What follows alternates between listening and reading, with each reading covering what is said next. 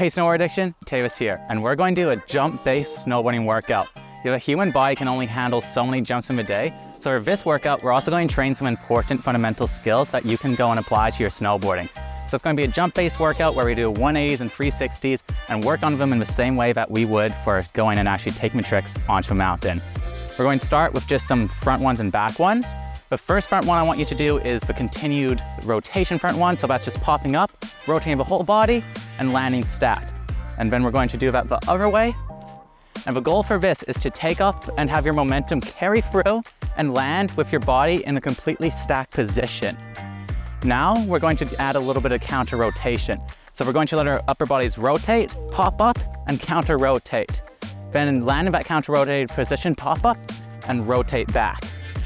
This is all utilizing counter rotation, so we want to go and make sure that we're shifting our hips and landing in that fully counter rotated position. We're going to do that one more time. Open up, pop up, counter rotate, and we're just trying to catch these landings as fast as possible. Whenever you're doing any jump-based exercises, you need to make sure that you're going and really being gentle on the knees. If your knees start feeling any sort of sharp pain, take a break, rest off. It should just be feeling like good muscle activation and not actually sore. We're going to do the same thing for backside now. For this, I want you to make sure that your spot is right at your back foot. So you're popping up, spot up your back foot, landing that blind landing. Now switch, blind landing. We're going to do two more, popping up. Woo. And now we're going to do the counter rotated variation. This is just a warm up for the 360s because those take a lot more energy. So for the counter rotated, rotate your upper body towards your back foot, pop up, counter rotate back. Counter rotate towards your back foot, pop up, and back. Trying to go and just land nice on the balls of your feet. That's going to really help you land your backside spins if you can land on the balls of your feet because it sets your weight up and over your toes, letting you disperse the impact. One more. And now just for fun, we're going to go and try a shifty back one. So you're going to go and pop up, shifty your legs, and then back one the other way. Pop up, shifty. Nice. We're going to take a little breather and move on to backside 360s. For the backside 360, there's two ways you can do it. Same as with the back ones and front ones. You can do it where everything's snapping and tight and rotating consistently the whole way through. Or you can do it with your upper body leading a little bit, delaying the motion, making the rotation easier. If you're trying to connect 720s and just work on your power and your snap, I'd recommend focusing on keeping everything more connected. But if you're just trying to get your 360s dialed in, start translating into back threes on, then letting your upper body rotate slightly past as you're popping is a great way to let yourself spot the landing sooner. Because if you just go and keep everything connected, everything's going to be in line, and that means when you come to see the landing, you're going to be more like 180. But if you let your upper body leave that rotation, you're going to see the landing at 90, and that's going to let you finish it with counter rotation if you need. So we're going to do both, but that's just why we're working on each individually. They're applicable for different things. So we're going to do 5 connected back threes, and then we're going to do 5 disconnected leading with upper body. So again, we're trying to get that pop up, spot down, and just landing as clean as possible. If you're getting lost in the air, it's probably because you're looking up and over your shoulder. Your spot should be around and below your back arm, so keep that in mind for this next throw. Popping up, spotting. You want to be able to see the rotation the whole time. This next one, I want you to focus on your arms. A lot of people, when we're doing the backside spins, will drop their shoulder or lift their shoulder. Try to keep everything flat, parallel, so you wind up and snap, parallel. And that's going to just help you keep the proper axis of rotation when on an actual jump. Last one, wind up, snap. Nice. And now we gotta do that switch backside, and then we'll be moving on to front side. So same thing, wind up, snap, keeping everything parallel, coming in. Winding up, snapping, going down. Wind up, up it. Whew, 2 more, and then we're going to move on to the upper body. Totally forgot we actually had to do the switch.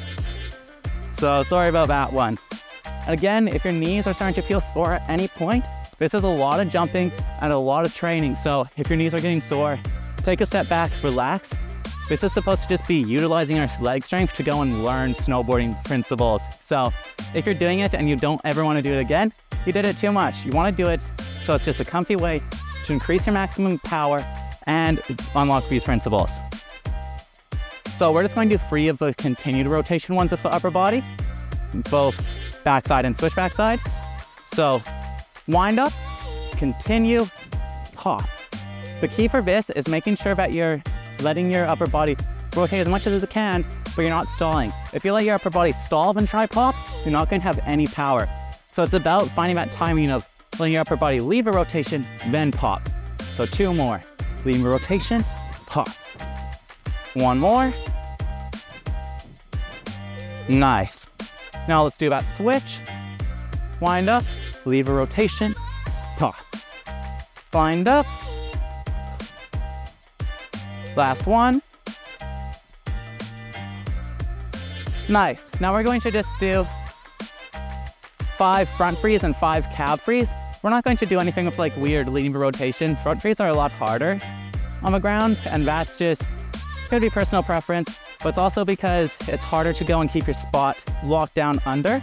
So for a front free, I really want you to emphasize making your spots under your arm and everything's tight rolling in, because as soon as you start going over, you're going to get disconnected, extended, and start losing rotation.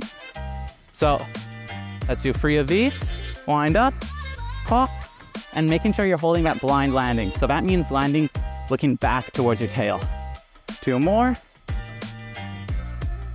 And that's really the biggest difference, is having our spot be at one point and then continuing that point. Now we're going to do the cab freeze.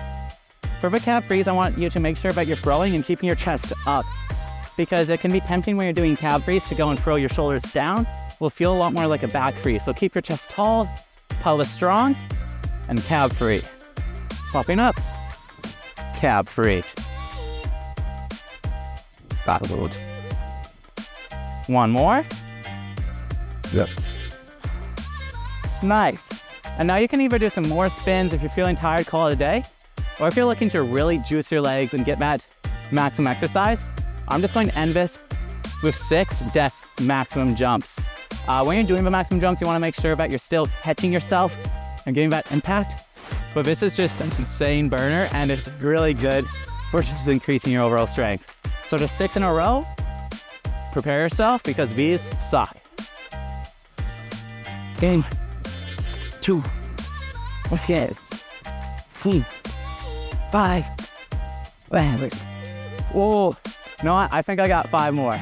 Let's do 5 more if you want. Feel free to not. Okay. Now.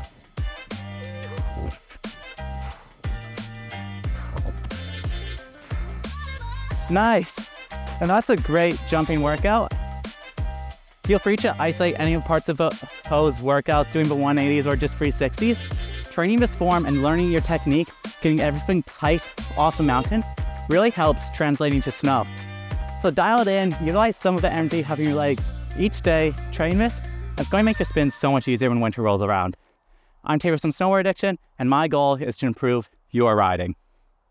Are you struggling to progress your tricks? Stuck making the same mistakes? If so, we have a solution. With video analysis, you can submit a video of your riding, and we'll give you a one-of-a-kind custom video response that'll fast-track your progression by showing you the where, why, and how to improve. We do this by breaking down your snowboarding frame by frame, finding out what works and what needs to be changed to get you to the next level. Another important part of snowboarding is putting in the work off the mountain. What is why we made Jib Along, but lets you practice your tricks while building every muscle you need to become a beast on the slopes. If you want more of a workout, we have those too, as well as live coaching for real-time help, in-person events for a chance to shred with us. Combine this with the world's largest snowboarding tutorial library, and you have the #1 online snowboarding platform in the world that's designed by boarders for boarders. Our goal at Snowboard Addiction is to help as many people improve their riding as possible. And along with thousands of students, we think Addiction Plus is the best way to do it. So if you love snowboarding and you want to get your riding to the next level,